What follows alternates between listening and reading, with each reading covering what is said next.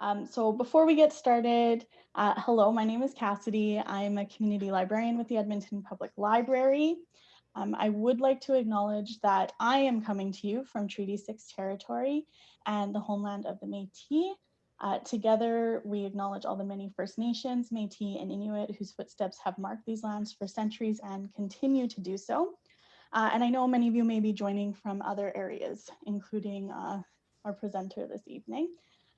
So with that, I want to thank you for joining us for kombucha, and I'm going to pass it over to Jessica, who is going to introduce herself. Awesome. Thank you so much, Cassidy. And hello, everybody. Thank you for that lovely intro. I'm super excited to be here. So as mentioned, my name is Jessica Johns. I am Nahiao Cree on my mom's side and English and Irish on my dad's, and originally from Treaty 8 territory in Northern Alberta. But I am coming to you from Vancouver, unceded Musqueam, Squamish, and Tsleil-Waututh territories, right smack dab in the middle of my kitchen. And this is where all the kombucha brewing magic happens for me. So I'm really excited and happy to be welcoming you into this space here. A little behind the scenes look. So the class today is I'm going to take you through the whole kombucha process. You're going to get a whole smorgasbord of kombucha. So from brewing to bottling, and there's nothing more exciting to me, especially at this time where things are particularly difficult, that I just get a nerd out about kombucha. It's truly one of my favorite things to do and drink and consume and think about. So this is a little dream come true to be talking to you all today. So just a little about me and my kombucha making process and my journey and sort of my background. I started making kombucha over 2 years ago now, and it was because I simply couldn't afford spending $5 a bottle on kombucha anymore. So I wanted to start making it, and my aunt at the time was making it all the time, and so she taught me how. She gave me her recipe, and I started out quite slowly. I was like brewing in quite small batches, and now it's grown into a full-on like kombucha brewing factory in my tiny little apartment. There is a closet that used to hold all of, a bunch of extra blankets and stuff, and now it's just bottles and Scobies, and it's great. It's a full fermentation station. And very recently, a couple months ago, I started Kokum kombucha on Instagram to share my kombucha making journey and to provide resources and how-to videos. And I did that mostly because I feel like making kombucha, I have a really special relationship to it. I also think that I don't do a lot. Like I don't bake and I don't cook. These things are really, there's a lot to it. I get it wrong. And kombucha making is really forgiving and it's really easy. And for me, it was just really accessible. And so I wanted to, and I found that there wasn't a whole lot of people who knew a whole lot about making it themselves. And I was just like, if there are people who are interested and people who are interested in doing it, that's a little bit more financially accessible for themselves. Like I wanted to provide a space to do that. The logo for Kokôm kombucha is my mother, which she was super excited about, just being a little cartoon face of her representing Kokôm kombucha. Kokum in Cree means grandma, and I'm just in my heart a grandma, so it was just all very fitting. So in addition to, sort of brewing because it's something I love to do. I've also, in this process, started incorporating my Cree language learning into this practice. So it helps me learn new words for plants and fruit. And I write and I think a lot about the ceremonial practice for me in brewing kombucha and in fermentation practices generally, just because the practice itself is so historied, it's so deep, it's so based in relationship building that I find just so insightful and full of teachings and learning.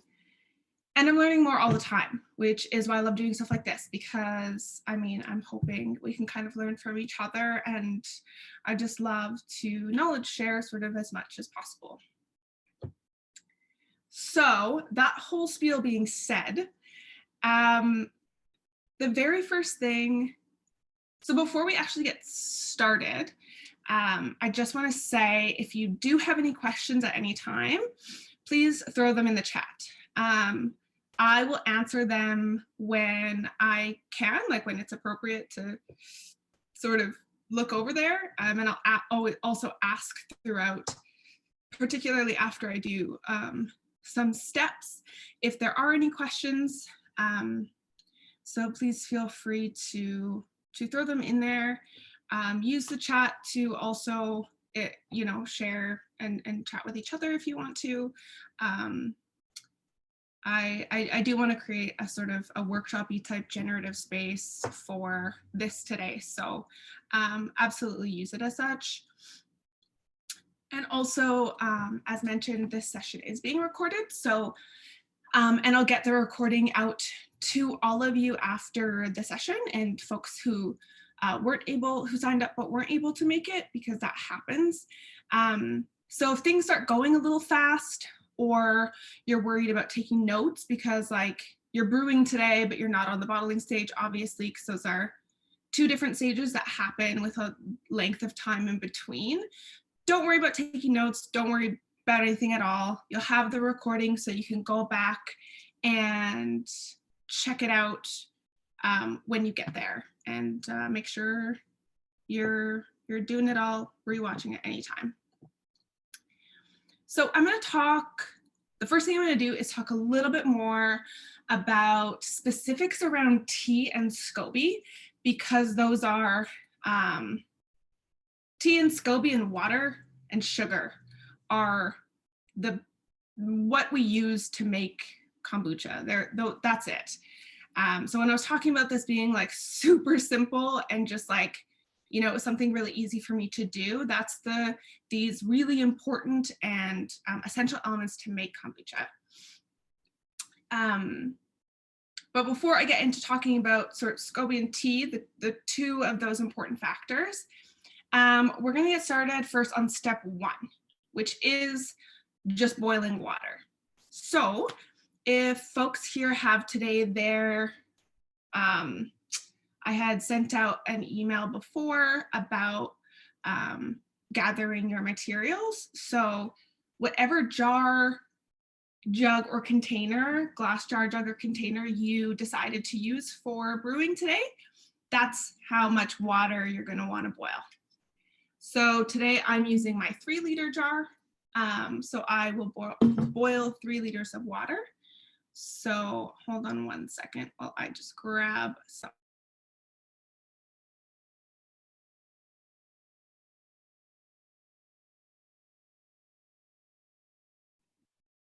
Great, so my kettle started. And while that's happening, and if anyone has any questions about containers, or, yeah, that is a really good question. Winners is a really great spot. I have stolen a couple of containers from my mother. There was a particularly big one, the 7-liter, that she was holding a bunch of corks in for some reason, and I just took that from her. So if you have family members you can just take stuff from, I suggest that. I got some from Winners. Also, I think it was Canadian Tire. There are these big glass juice containers, usually used for like holding punch or something like that. Anything like that is great. Yeah, and folks in the chat have lots of really great suggestions there.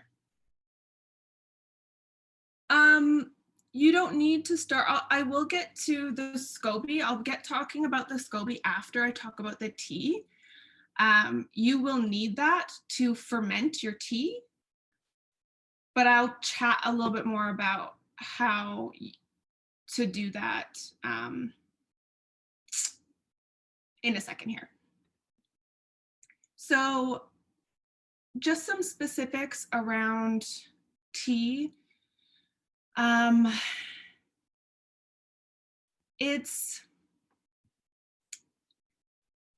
the thing that I love a lot about kombucha is that it is really, you can use tap or distilled.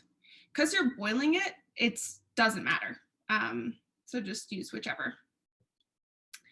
The thing that I really love about kombucha, one of the many things, is that it is a really humble beverage.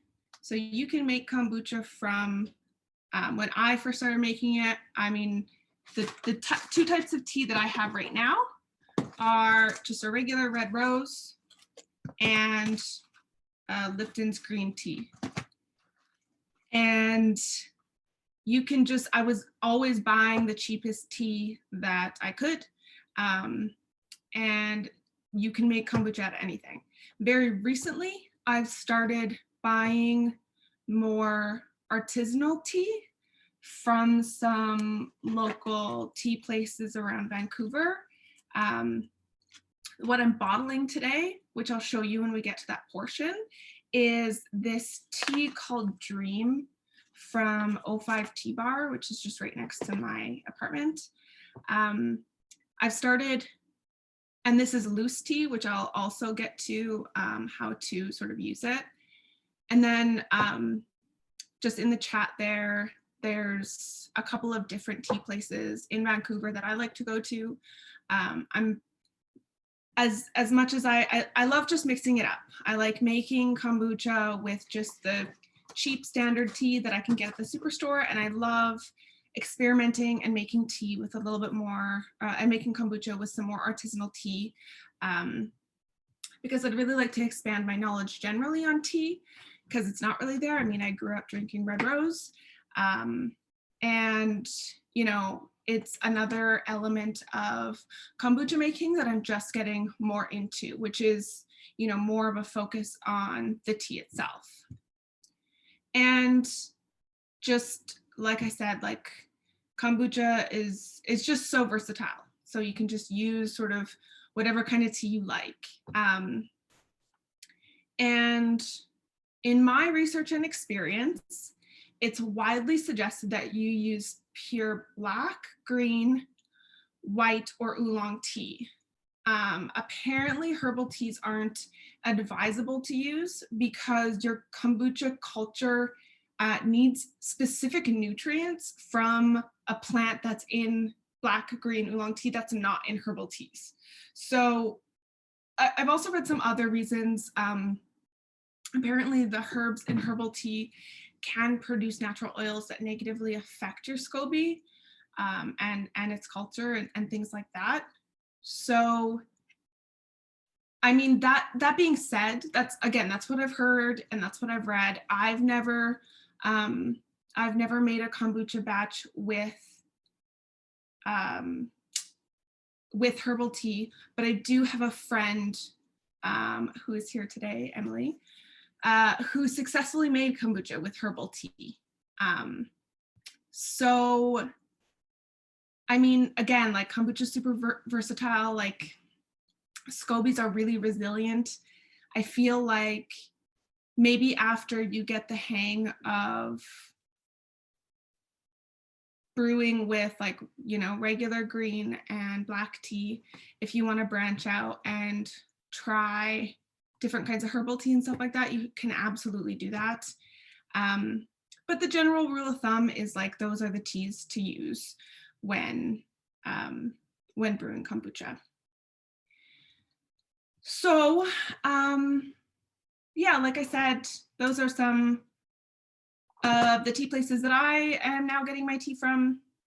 If there are any local tea spots in Edmonton or wherever you're from that you want to share in the chat, you can go ahead and pop them in there.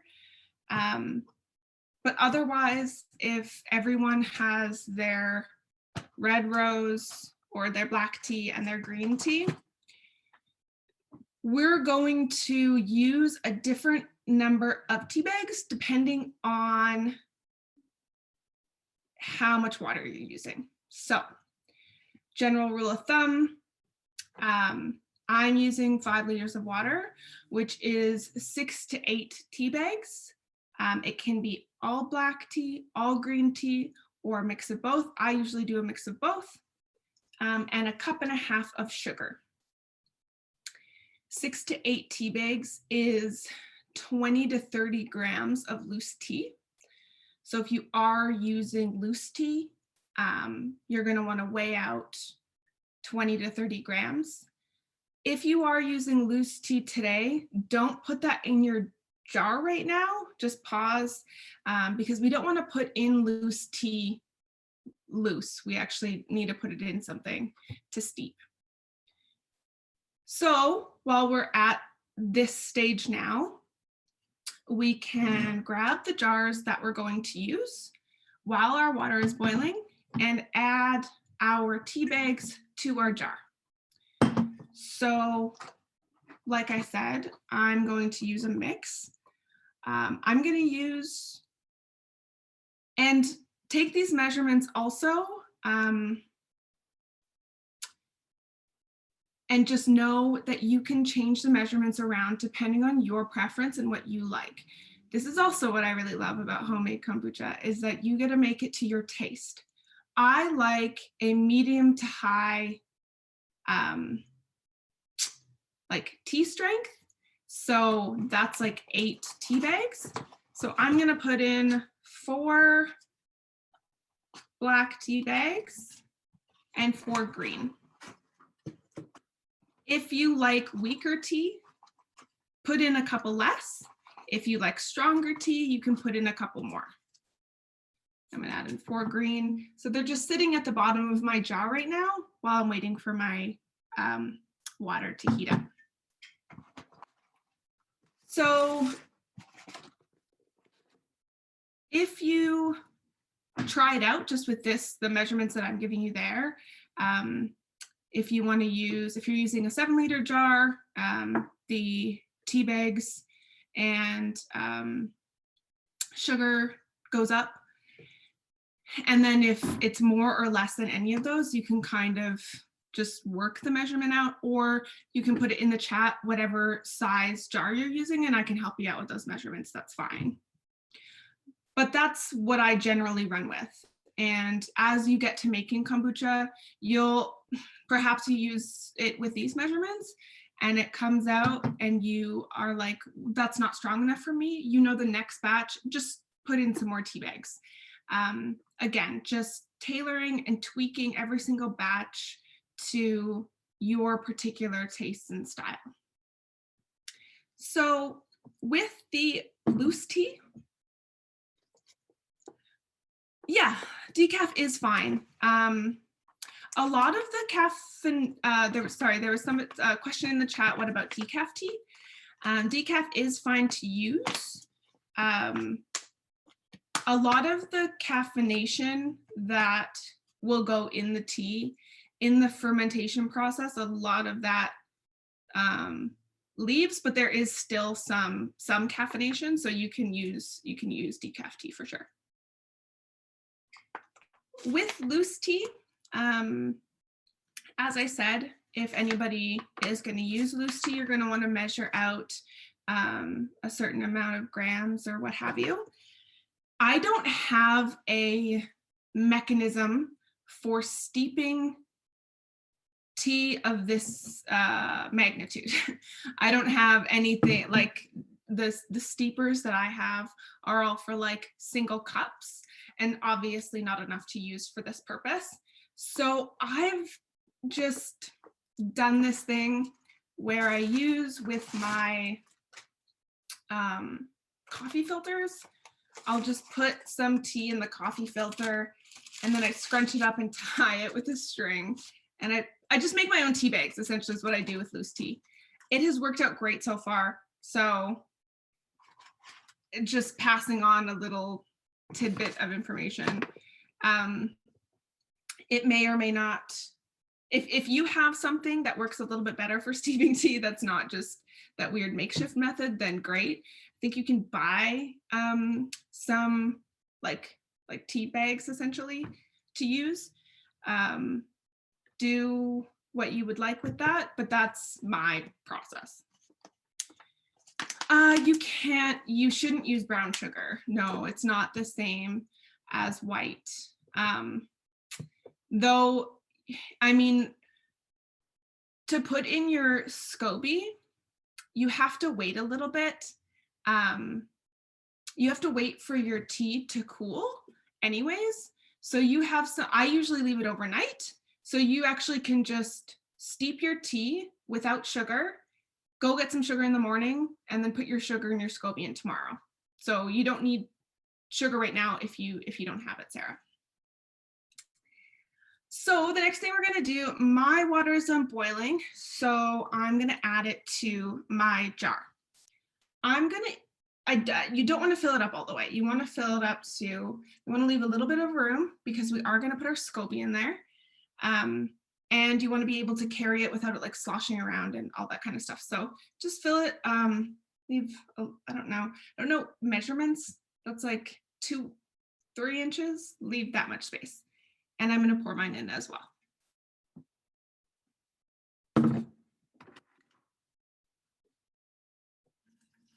I've also been told that for green tea, green tea leaves are a little bit more fragile than black tea leaves. And so you should have a little, it shouldn't be boiling hot when you add it to green tea. I didn't know that until very recently, so I've been doing it just putting boiling water to green tea, no problem. So I think you can.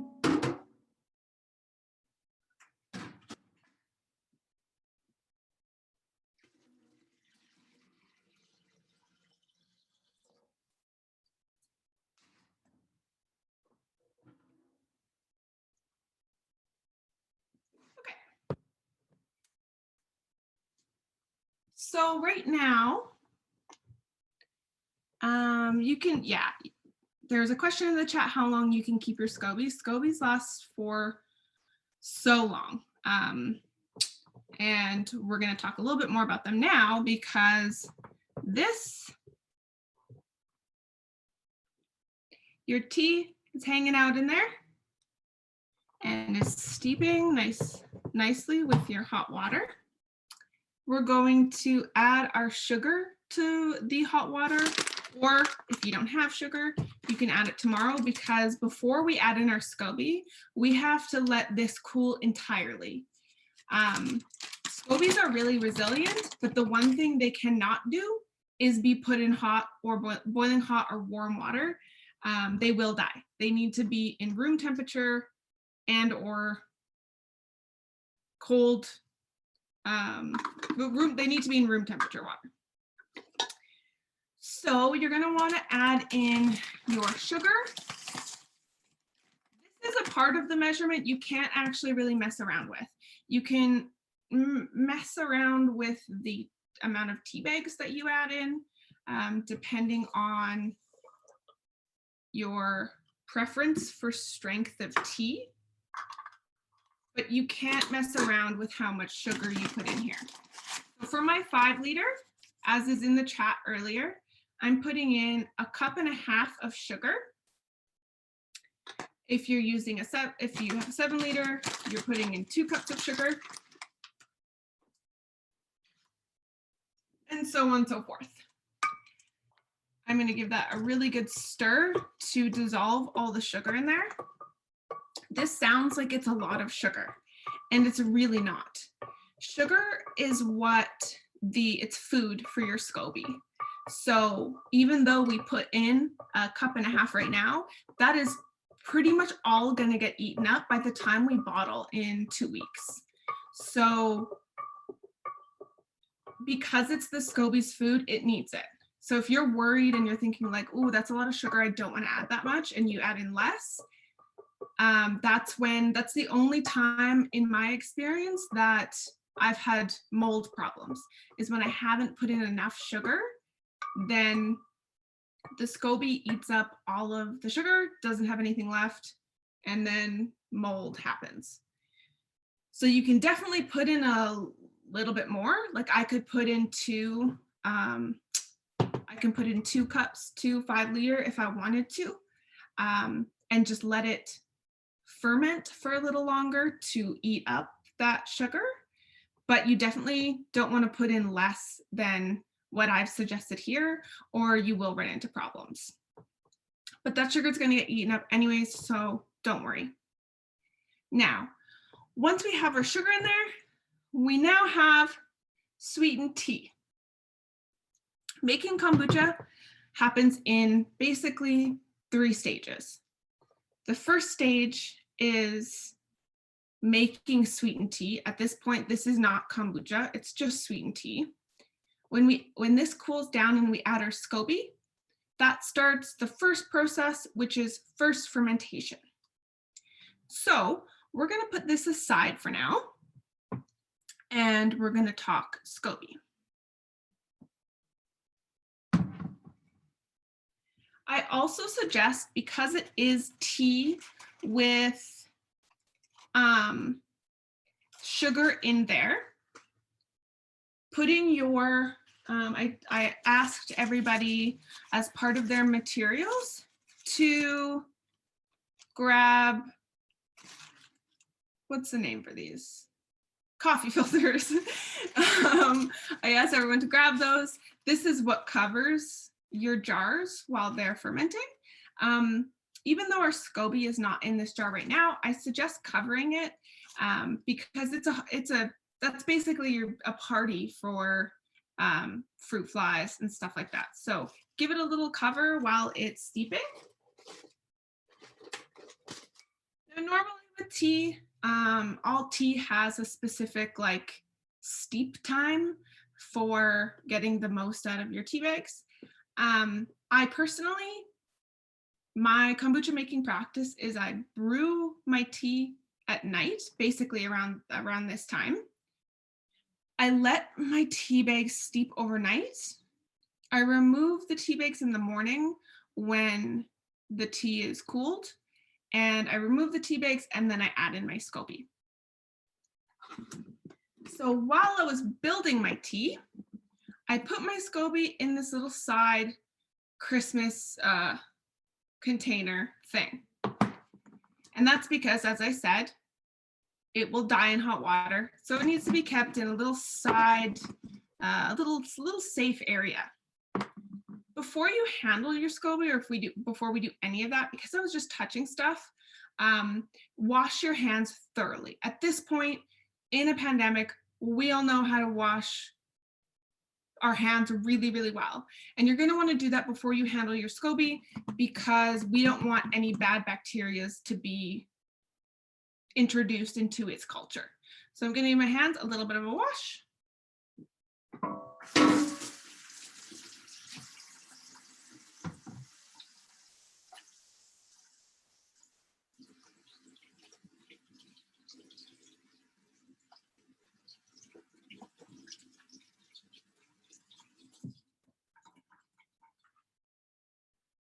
Okay.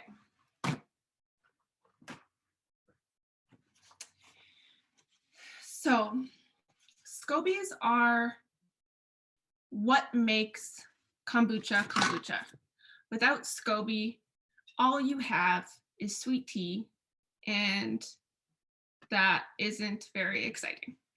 Scoby is very cool and amazing substance slash creature that I really love talking about. So I'm going to give you a bit of a sneak peek into my Scoby. Here we have, this is a Scoby. So this is more than one Scoby. This isn't just one. This is my big one that has been growing for quite some time. The texture itself is quite flimsy. You'll all know this if you have your own Scobies at the moment. Underneath, these are sort of older Scobies that I've used to, they've been in some tea a couple of times. Once you use it in tea a couple of times, it starts taking on the color of the tea you use. I've been using this for a lot of black tea. And I have more Scobies underneath. And the liquid that's in there is sweetened tea as well. When you keep your Scobies, if you're not consistently brewing, that's fine. You want to keep a Scoby hotel and you want to keep it covered or at least resting in at least a little bit of sweetened tea liquid for it to just keep chilling and eating and surviving. When you handle your Scoby, as I said, handle it with clean hands. You handle it directly with your hands. You don't have to use, I know it looks weird, but they're not, just use your hands. You don't have to use tongs or anything like that. They're actually quite cute once you get to know them. They so Scoby is, its name is an acronym. So it is a symbiotic culture of bacteria and yeast. And what that means is it works, once we put it in our sweetened tea mixture, it works in a symbiotic relationship to, first of all, create itself. And then it works with the tea to make what we know as kombucha. So there was just a question about good to wash your hands with a bit of vinegar before handling Scoby. I've read that as well. I've also read that about cleaning your jars and stuff to use a vinegar water solution. I don't do that. I don't like the smell of vinegar. I worry about my Scoby picking up the vinegar. So I don't personally do that, but I have read of people doing that, and I think it's totally fine. It's just my preference that I don't.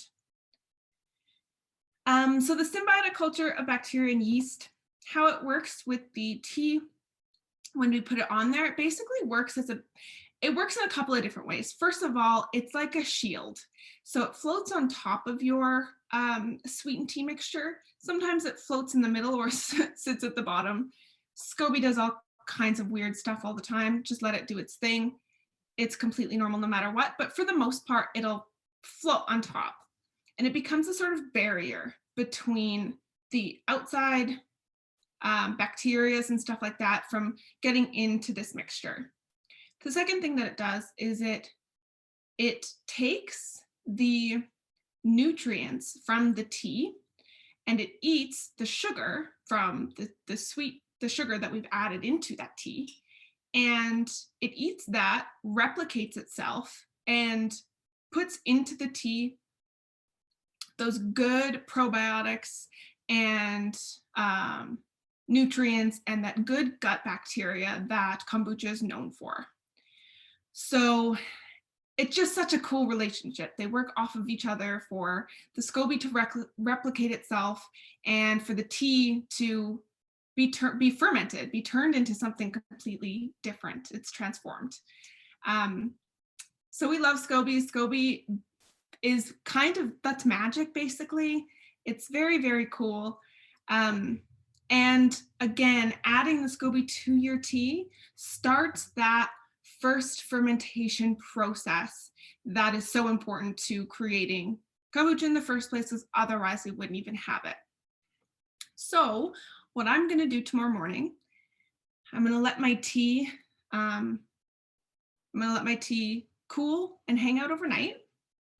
My Scoby, I am going to keep covered overnight because I don't want, speaking about hot zones for fruit flies and stuff, a Scoby is just it's like the nightlife for little flies and stuff. They love it. So I'm going to keep it covered and protected. And then in the morning, I'm going to add one of my Scobies, probably, I don't know, this juicy baby there. I'm going to add that into the cooled down sweetened tea. And then I'm going to put that into my cupboard. And while it's in the cupboard, it's basically, you just want to leave it in a cool, dark place. And you leave it for 10 days to 2 weeks. And during that time, it ferments. So that is the period of first fermentation.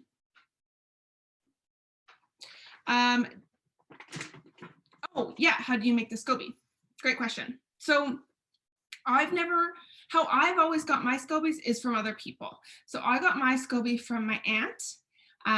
When I got it, as you start making kombucha, as I said, it replicates itself. So all of a sudden I have a bunch of different Scobies that I'm just piling on, giving to other people, making other batches of experimental kombucha, stuff like that. So once you have a Scoby, you can create tons more Scobies and you'll be Scoby rich. If you don't know somebody who has a Scoby who can gift you one, you can, I think there are some health food stores that also sell them, and you can make your own. I've never made my own personally, but my aunt has. And I'm just gonna drop in the chat there. Yeah, just a little write-up of, there's a link to this website that details how to make your own, because you can make it through just buying a raw unflavored kombucha bottle from the store, and then there is a way you can just make it. So that is the way that my aunt used, and she made a Scoby in, I think it was in 10 days, a Scoby formed, and she was able to make it that way. So you can certainly make your own, or, I mean, yeah, if there are folks you know who make it, I know, you know, everyone is staying safely at home these days, and so going out or meeting up with somebody to exchange goods isn't the safest thing. I have sent a little Scoby before in the mail multiple times to 3 different people, and it's made it safe and sound. You just send a little bit of Scoby in like a Ziploc baggie with a little bit of juice, and you send it off, and it's arrived fine, and people are making kombucha from it. So lots of different ways to get your own Scoby up and running. So that is the process of first fermentation. When I say it takes 10 days to 2 weeks sitting in the cupboard for it to ferment, the difference in that time is simply the temperature. So higher temperature yields a faster fermentation. So in the summer, I was able to leave my kombucha in first fermentation for like 7 days, and then I was able to bottle it because it was really warm in my apartment, and so it sped up that fermentation process. Now that it's winter and it's a little bit more cold, I will leave it in there for the full 2 weeks, simply because the fermentation process is slower, and so it will take a full 2 weeks of fermenting for sure. That's a good question. How much Scoby do you add to the steep tea? Is it bad to add all of the Scobies you have? It's certainly not bad, but for example, like I could certainly add this. Ooh, I could certainly add this big one, but it's like pretty meaty right now, and I kind of want to grow my other Scobies, so I'm more inclined to sort of add this little one. I also have smaller ones like this that I could add. They'll all do the same job. I probably wouldn't add like these two together because it takes up a lot of space in my jar and there's no point. One is going to do just as good a job. I do like to add in those smaller ones to, like I said, get them growing a little bit. They get kind of beefed up a little and more Scobies form on top of it. So it's totally up to you. Another question there is, how do I prevent that vinegar taste? From cleaning with vinegar. If you mean with cleaning with vinegar, then I would just rinse it out really thoroughly. That is the first fermentation process. Are there any questions about that?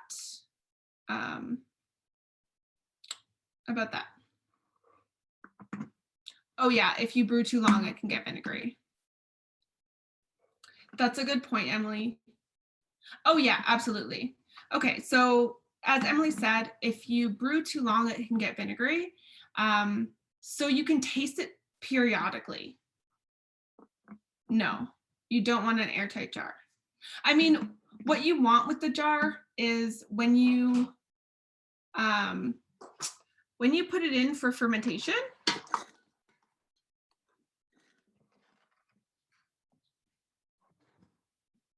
it's gonna look like this.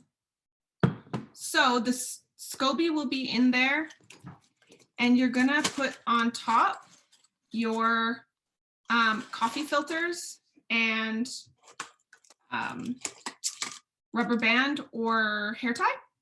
And this is what goes into your cupboard. So you do not want to cut off the oxygen that's able to flow in and out, but you do want to cover with the coffee filters so nothing can get in. So we don't want any outside bacteria or fruit flies or anything getting inside, but we do need it to be breathable, which is why we use the coffee filters.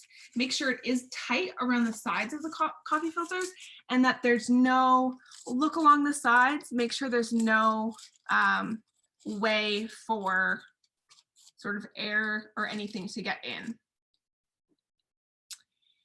And as for the fermentation process and making sure that the kombucha that you create isn't too vinegary, because that can happen. If you leave it for too long, it eats all the sugar and then it creates like a vinegary type taste. So a couple of things, particularly when you start, it's a really good idea to taste it periodically. So if you are leaving in for a 2-week fermentation in winter, for example, like now, after a week, go in with a spoon and just dip in your spoon and give it a little taste. And if it is still really sugary, you know, you're fine and it can ferment for another week. If it's already starting to be like that tangy taste, check on it a couple days after that and a couple days after that. When it's like that sweet spot where it's not vinegary, but it's tangy and not sweet, then you know to bottle. If you do like your kombucha sweeter, then you can bottle earlier. So if you taste it after a week and it's super sweet still, but you want it to be really sweet, you can bottle after that time. I wouldn't recommend bottling any sooner than a week, particularly in particularly in winter, because you do need to give it time to ferment for sure. The only time, there's a great question in there about, from Jen, is there anything that we should watch for that the batch has gone off? The only thing that I've noticed about a batch going off is if it has developed mold. Generally, this happened a couple of times in a row to me before I realized I wasn't adding enough sugar. So I found more often than not, the quickest way for mold to appear on my Scoby was for there not to be enough sugar in there in the first place. As soon as I added more sugar to my next batch, it did not happen again. Another way some people have, and in that case, when there has been mold on a Scoby, I should say, I have thrown that Scoby out and got rid of that batch and then just started new with a new Scoby. The really great thing about making kombucha is that although it does take time, because the Scobies reproduce themselves and because tea and tea bags are so attainable, it's kind of it's a little low risk, big reward. You know, you can throw away a batch and it's not going to break the bank or anything like that. You know, for next time you need to change what you were doing a little bit. Maybe you didn't maybe you handled it without washing your hands, or maybe you didn't clean the jar or something like that. And then you just know to be more careful for next time. There is a question there about, is there a certain pH level we need to check? And I've never done that for making kombucha. I've not checked the pH level. I believe that is common practice for brewing or building wine. My dad is a winemaker and a beer brewer, and I've never had to do that, and I haven't seen any writing or anything about people practicing doing that either. So it's not entirely necessary. So now that we have that ready, another question. Once the kombucha is ready, does it need to be stored in airtight bottles, and how long are the bottles good for? That's a great segue into our next part, which is going to be bottling. So as I stated earlier, making kombucha happens in 3 stages. The first stage is first fermentation, which we have completed with this bad boy. Once it cools and we put the Scoby in there, and we cover it with our handy dandy coffee filters and put in a cool, dark place, it has started first fermentation. After the 7 days to 2 weeks, first fermentation is over and we go into stage 2, which is bottling. I'm going to move this out of the way so I can show you.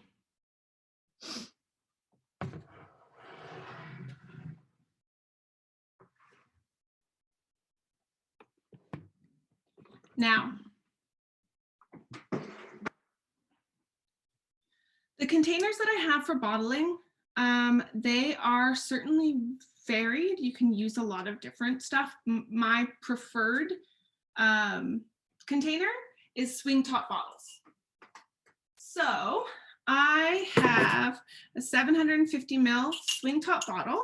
So they have like the rubber thing inside that closes really tight. I love these because it truly keeps the liquid sealed in here. And I also have a 500 ml bottle as well. I have various sizes in these bottles. I have heard of people using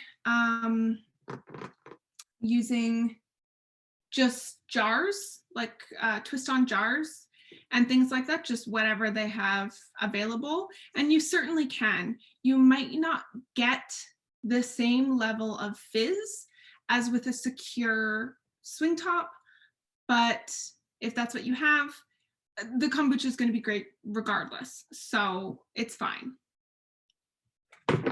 So the first thing that we're going to do after your 2 weeks of letting your kombucha ferment, this is my 7 liter, which I built 2 weeks ago in preparation for doing this.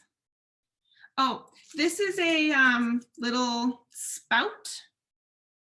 And the reason why I covered it up in a plastic wrap is because I didn't realize that that was a way that oxygen was getting in there in a different way that it doesn't have a cover. It just goes right into the liquid, and bacteria was getting in that way, and it ruined a couple of my batches. As soon as I have covered it up, it's been fine. If you can find a bottle, a jar that has a working spout, it's a great way. It makes bottling a lot easier. This spout actually doesn't work, so I'm not going to use it for bottling this time, but I do have a bigger one that has a working spout, and it has made bottling such a dream, because you're going to see the very awkward way that I bottle without having a spout, and it's messy. It gets the job done, but it's not ideal. So if you can find a jar with some sort of spout, wrap it up when you in some sort of cling wrap when you built your kombucha, and then just take the wrap off and use the spout when you're bottling. So this has been sitting for 2 weeks, and I'm ready to bottle. This was the specialty tea that I got from that I got from 05 Tea. It's called Dream. And it is a whimsical purple tea with notes of mint and lavender. So with normal tea, meaning just straight green and just straight black tea, I will bottle and flavor using natural flavors of fruit and vegetables and herbs.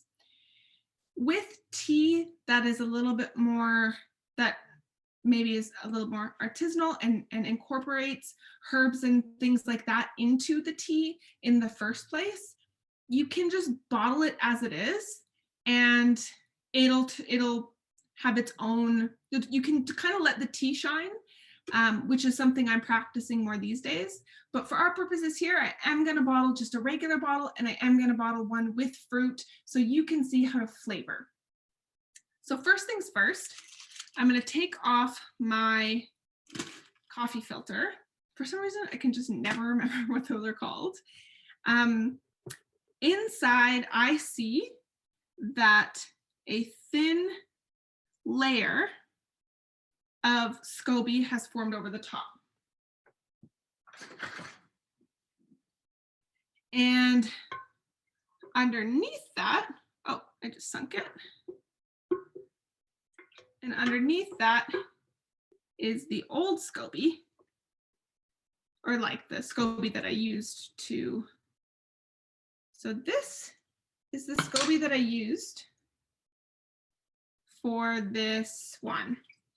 Remember how I said that once you use a Scoby a couple of times in tea, it'll take on the color of whatever the tea is?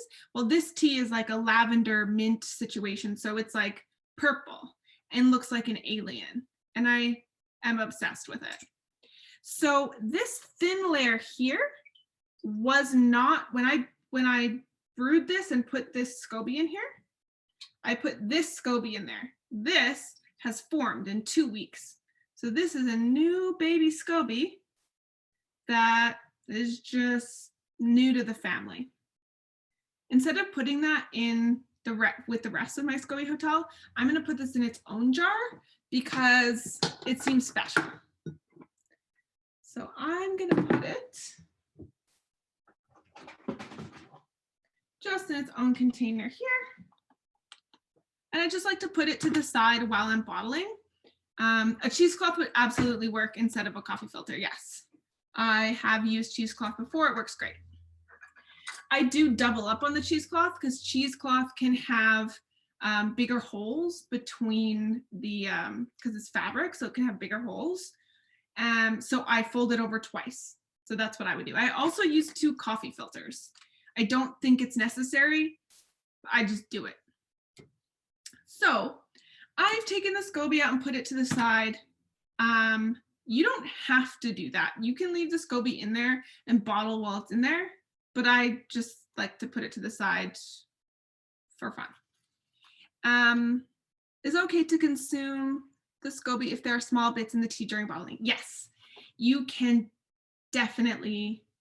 If there are little Scobies, you'll often find them in raw kombucha from the store and stuff like that.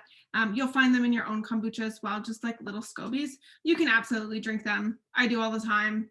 I have it in my mind that it provides you with like more protein or something. I don't know if that's true. I might have made that up, but it's completely safe to consume.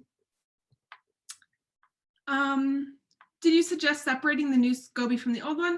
No, I was just showing you for effect, just showing you like the Scoby I started with and the new Scoby that grew in 2 weeks. You don't have to separate them. I just did that just now. You cover your Scoby hotel with the coffee filter. Cover everything with the coffee filter. The Scoby, consider as a living, breathing thing because it is, and it does need oxygen. So just make wherever it's staying definitely breathable, but secure. So I separated my Scoby, and now I'm gonna give it a little taste as I sort of showed before. Now I kind of want to show you this tea. Looks really, really dark, but it's not. It's like, this isn't very good. Hold on. I'm gonna use this ladle to show you. It's like blue. I don't know if you can see that. It's a really cool color. Whoop. And this is what's kind of really exciting me about working with different tea. Is just like, I just think it's so cool to just learn about new tea concoctions and stuff. And I have seen that video of him making fruit leather, and I have not made fruit leather out of my Scoby yet, so I cannot confirm if it's good or not. But I'm gonna have a little taste of my kombucha here. And it is so good. It's still quite sweet, which I'm totally fine with. I usually wait for it to be a little bit more tart. I kind of want it to have it like a taste, like just a little bit of tanginess before I bottle, but I'm totally fine with this. It still tastes really good. The difference between this and after we bottle is that this is flat. There's no carbonation to it whatsoever. And after we bottle, it is going to be fizzy. That's the goal anyways. Is there an optimal fermentation temperature and a tip on how to keep it warm or room temperature in the winter?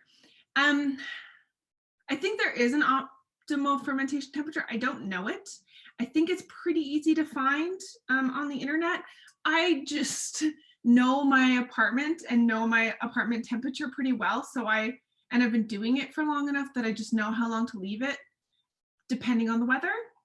But there are a lot of wine stores. You can find a lot of, they're like heated blankets basically for jars because wine needs to be brewed at like a very specific temperature and for fermentation. So you can definitely find those. And I do know of some people using them, but I personally don't, but you can definitely find them. So I've tasted it. I've decided it tastes great. So what I'm going to do before I bottle is I'm going to give it a stir. And the reason why I'm stirring it now, even though there's nothing in it, is because much like when you go to the store and you look at a bottle of kombucha and there's sediment and stuff like that that kind of falls to the bottom, that happens when you brew kombucha as well. And what I want to do is I want to mix all that up so when I put these in bottles, they're as even as possible bottle to bottle. Before I didn't do this, I would just bottle, and I found that the bottles that had the liquid that was closer to the bottom were far fizzier and like more flavorful. So you want to give it a stir before you put it in the bottle. Yes, so to clarify about the tea, you can absolutely use Tetley instead of red rose, for sure. Any kind of black, green, oolong tea, you can use white tea. Doesn't matter the brand, anything like that. It just has to have the base of black, green, whatever. But you absolutely can use those variations that have herbs and stuff like that. Like I said, I just use this one here that has lavender and mint in it. But its base is an oolong tea. So it has the nutrients that the Scoby needs, and then it has these like added herbs and things like that.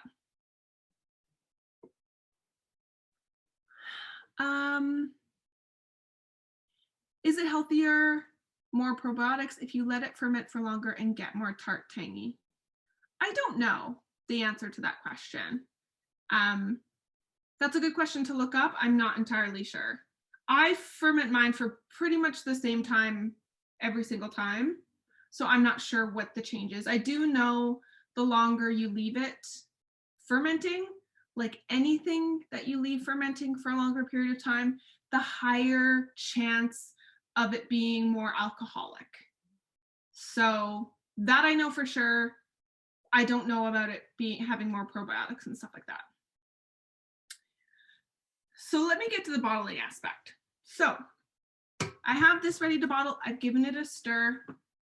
My bottles I have ready as well. I have cleaned these thoroughly. I've cleaned them thoroughly with very hot water and a little bit of soap and a bottle scrubbing brush. You can use the baby bottles. Brushes are perfect for cleaning these bottles. But you do want to make sure these are cleaned really, really thoroughly because, again, then we have the whole thing with bacteria and all that kind of stuff. Now, if you want to flavor your kombucha, and if you are just making a straight up green tea or black tea or a mix of the two, I do suggest flavoring your kombucha if you like flavors. I do, and I really love experimenting with different kinds. Over the summer, I had a little garden, a little herb garden, and I loved just experimenting with all different kinds of like a strawberry basil and a raspberry basil and just a whole mix of stuff. It got really fun and exciting. So for a 750 ml bottle, I have frozen raspberries. In regards to frozen or fresh, you can use whatever. I have found absolutely no difference. Frozen fruit is generally frozen at its optimum time, so you're good to use that. And in particular, at times where it was a lot cheaper for me to buy like this compliments thing of frozen raspberries than try and find right now any raspberries anywhere. So certainly up to your preference. If you like fresh fruit and you like to chop it up and get it ready, that's totally fine. If you just want to get frozen fruit, that's great too. You have two different ways of putting the fruit into your bottle. You can either mix it, mash it up, or you can put them in whole. I've done it both ways. I have heard different opinions on doing them both ways. I like to put in, and it changes. Sometimes I put in whole fruit, sometimes I mix them up. Particularly if I'm putting in herbs and stuff like that, I like to blend them together to like really release the herb juices, etc. I've also heard that blending your fruit before putting it in your bottle allows a equal or more even distribution of sugars throughout your bottles. Again, I don't know if that's true. That's just what I've heard. It does make sense because each berry, for example, has a different amount of sugar than the berry next to it. But it's fine. So if you're using whole berries and you're using a 750 ml bottle, just under a cup is great. You can add it in any number of ways. You can just put it in the bottle. You can use, if you have mixed it up, if you blended it, you can use a funnel. It is totally up to you. This part of it, adding in fruit, not only does it flavor it, but it adds in a little bit of extra sugar that you need for second fermentation. So if you think about it this way, first fermentation is for creating the kombucha, and second fermentation is to create the effervescence, is to create the fizz, it's to create the carbonation. So in order to create the carbonation, we need sugar and the tiniest little bit of oxygen in the bottle for the culture to eat up that sugar and create CO2, which carbonates our bottle. So this process is usually pretty messy, and that's fine because my kitchen is a mess anyways. But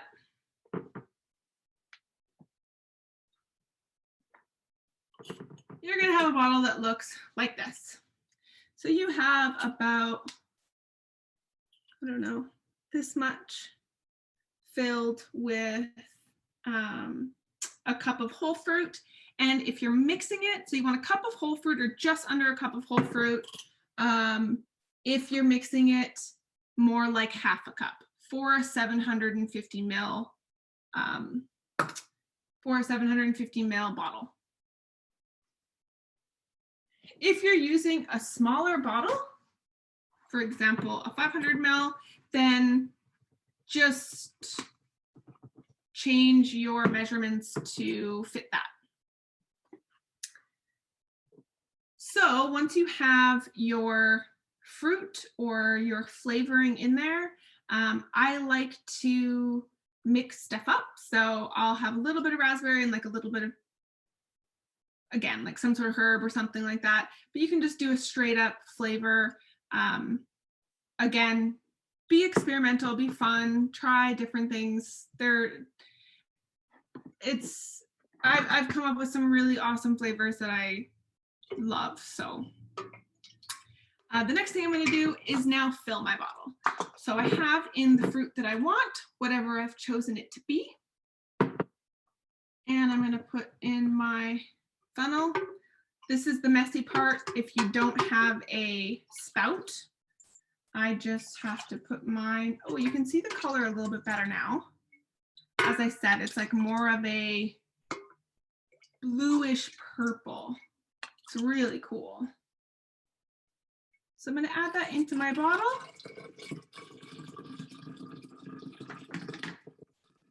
It's down a little bit so you can. The name of the tea is Dream from 05 Tea Bar. I have had it before. as a kombucha, and I've had it before as a tea, and I just love them both. So I'm excited to make my own. This is my first time making it. So I'm gonna add in enough of the liquid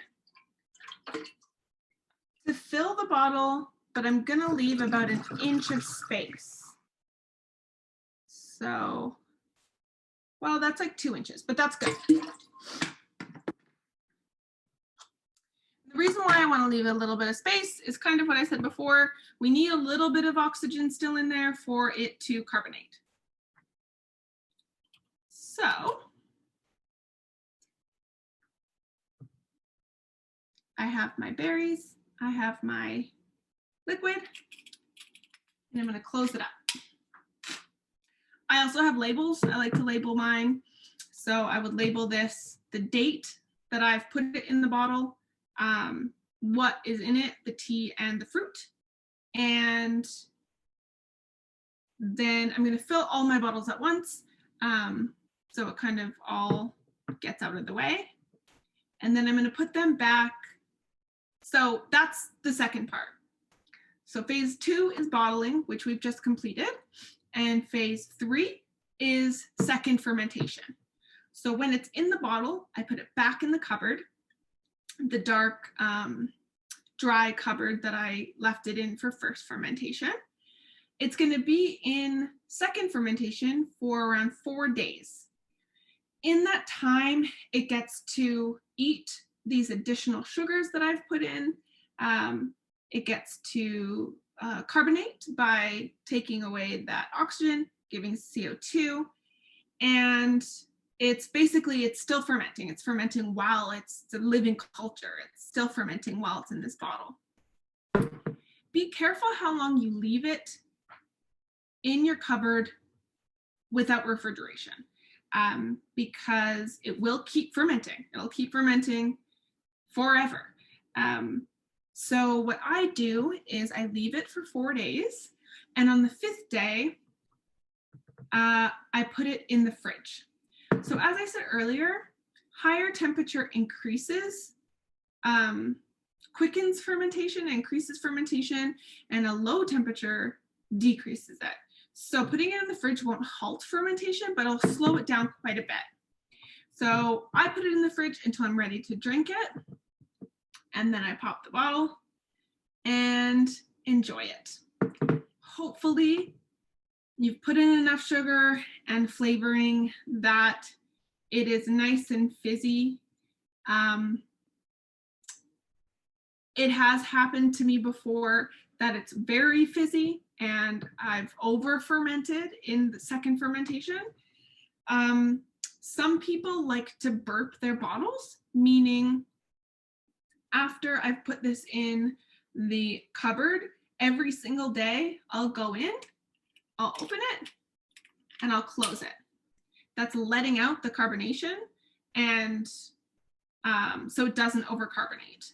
So some people every single day, to avoid like an overflow or to avoid it exploding and stuff like that, they'll burp their bottles every single day. I don't do that. I have bottles fizz quite a bit, but I prefer overly fizzy to under fizzy. So I roll the dice and gamble it.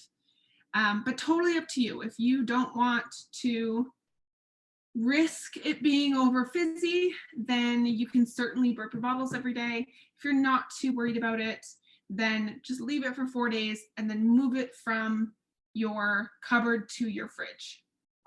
I don't suggest leaving it outside of the fridge longer than 4 or 5 days. It will explode. Yeah. So just be careful with that. I'm just going to answer some of these questions. How long can your Scoby survive if you don't end up making kombucha often? Forever. If you have it in a Scoby hotel and you make sure to just keep it covered with a base level of sweetened tea, it'll just live there and it'll just wait until you're ready to make some kombucha again. So absolutely fine. D, do you burp during the second ferment? As I said, you can. You can do it. I don't, because when you burp it, you do let out the carbonation that it has acquired, but you definitely can.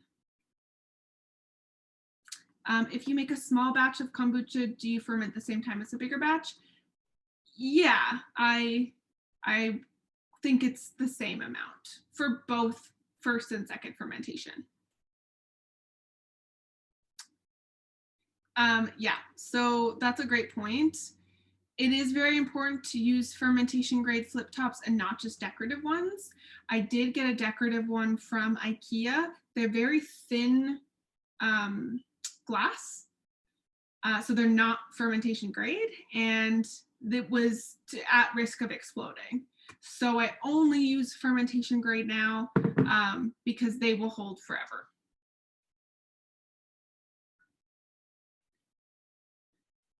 No, you don't store the Scoby in the fridge when you're not using it. You just leave it in the Scoby hotel, leave it in the jar with a bit of liquid for it to live in, and leave it in your cupboard. So leave it at room temperature. How long in the fridge before it's not good to drink it? I don't know. I wanted to show you all this completed. So this was a pumpkin spice batch that I made in September. Wait, it says on here, September 13th, I bottled this. And yeah, it's a pumpkin spice and ginger, and it's been in my fridge since September 13th.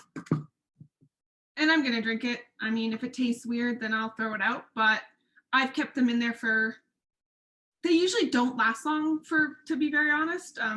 I will bottle probably about 12 at a time. I usually use my big jar for making kombucha, and I drink so much that they don't last longer than a month. So they're fine then. But that one has been in there for a time, and they have been in there for quite a bit of time. And I have just drank them, and they're fine.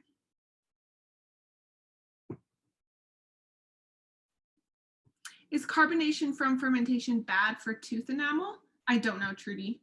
I'm not sure. Oh, great. So 6 to 8 months should be fine, apparently, for leaving them in the fridge. As I said, I think the only real thing I would caution against is leaving them outside of the fridge for longer than 5 to 6 days. You definitely want to move them to a fridge after 5 or 6 days to slow down that fermentation, that second fermentation, because otherwise you might end up with a big mess on your hands. There is on my ceiling still just blue spray from a bottle of blueberry kombucha that I bottled and left out for too long. When I opened it, it exploded to my ceiling. So just be careful of that. That's very important. So the next important thing is that when you bottle, you fill all of your bottles, but you want to leave about this much or so 2 or 3 inches of liquid at the bottom, because that will help jumpstart your next batch. So when I make another batch of this dream tea, I'm going to dump that liquid out with the Scoby. I'll put the liquid in the Scoby to the side. I'll build my batch just like we did at the start of this class. And then when it's cooled down and I add my Scoby, I'm going to add in a bit of that liquid as well, that starter liquid. And what it does is like jump starts, has all those great bacteria from its last fermentation, and it's going to jump start the next fermentation process. So always keep a little bit of liquid, and it's also good to keep that little bit of liquid at the end to keep your Scoby in. So when you're filling your bottles, just don't use all your liquid, always leave a little bit at the end, so you can keep your Scoby in there and use it for your next batch. Also, when you make your next batch after making one, you don't have to wash your jar as thoroughly as you do your bottles. I just give it a nice hot rinse but you do not have to scrub or use soap or anything like that. Everything that's in here is good bacteria. So it's fine to just give it a little rinse, build your next sweetened tea mixture in it with some of that bacteria lingering. It's the outside bacteria that's bad. The bacteria that comes from here is okay. Do you add a little bit of extra sugar to the starter Scoby? Sorry, starter liquid you keep the Scoby in? No. If I'm keeping the Scoby in the starter liquid, I just leave it in the starter liquid as is. If the Scoby has been chilling in the Scoby hotel for quite some time and has eaten up a lot of that liquid and sucked it all up, I will feed it with just like a cup of sweetened tea, cooled down, and I'll feed it with some more tea.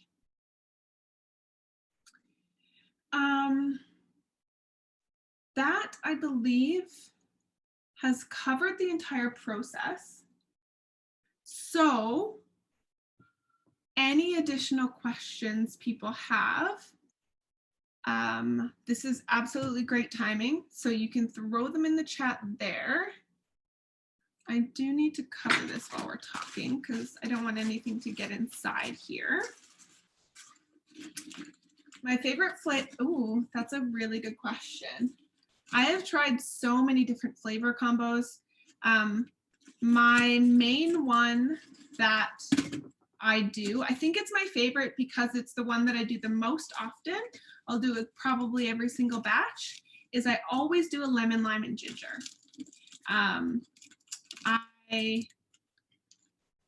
My stomach is very important to me. I love to keep it fed and I love to keep it feeling good. And I really love to, I'll make at least a couple of bottles of lemon, lime, and ginger. If I'm having a tummy ache or anything like that, a nice glass of lemon, lime, and ginger is just what the doctor ordered. So I think lemon, lime, and ginger is my favorite. I also really love Tart, Tart kombuchas. That's my personal preference for kombuchas, and that's more of like a tart, spicy kombucha. So I love that. My favorite. Oh, where did kombucha originate? That's a really great question. I did quite a bit of research on this when I was first starting to brew kombucha because I didn't want to start doing a practice that could potentially be appropriative or, you know, something that I didn't know historically much about it. And there are so many conflicting, it's of such an old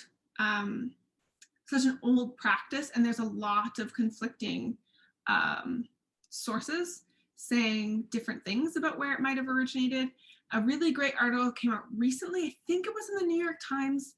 That might be wrong, or the New Yorker or something, saying with a lot of evidence that originated in China. But again, there have been other sources saying otherwise. Because it's so old, it's hard to track down, but it's really great to keep looking up where it originated and sort of the history behind it.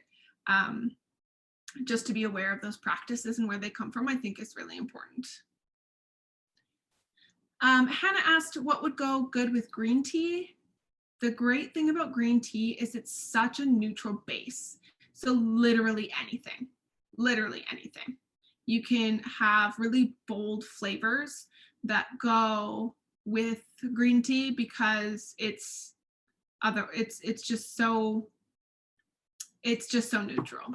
So you're good for stuff on that. Oh, actually, another thing I want to mention is if you do decide that you want to bottle something without adding any additional flavoring, such as fruit, vegetables, and herbs. So if you just want a straight up green tea batch, or you get some artisan tea that you just want to let sit on its own, So you would bottle it just like we did before, but without the fruit, just the liquid itself. And depending on how sweet it is when you bottle, you might want to add a little bit of sugar. So you want to make sure in the second fermentation process that it still has a little bit of sugar to create carbonation. So if it's tart when you're putting it in there, add a little bit of sugar. Just a half a tablespoon or a tablespoon is fine. And then it will allow it to carbonate while it's in that bottle. If it's already pretty sweet, you might not have to do that. So just use your own discretion. The last artisan batch that I did was a jasmine green tea. And it was just such a, great, it was a calm, very like delicate taste. And I didn't add any sugar to it when I bottled, and it did turn out flat.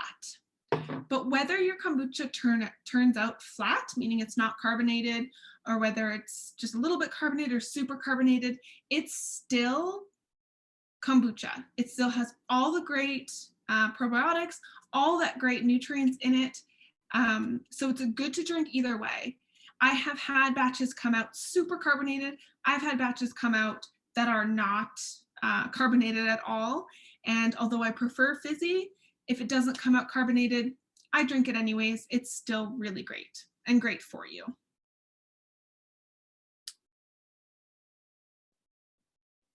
How did you get the mashed raspberries and other fruit out of the bottle after drinking the kombucha? That's right. I have strained it. So I have a little strainer and I'll pour it and just strain out the stuff so it doesn't get in. Or I'll just pour it in and eat the chunks of fruit. The fruit doesn't get stuck in the bottle. You can pour it out. I haven't had any issues anyways. So since it's only a couple of minutes left before we go, I will take this opportunity to, if anyone has any last questions, to put them in the chat. I also just wanted to say thank you again. I want to say thank you to Emily Riddle, who has been in the chat and who's here, for always motivating my kombucha path. Doing a workshop like this is super, super exciting for me. And yeah, and Cassidy and the EPL for providing this opportunity and to workshop and knowledge share is really wonderful. So I just want to say thank you. Thank you all for coming as well. This has been such a fun time.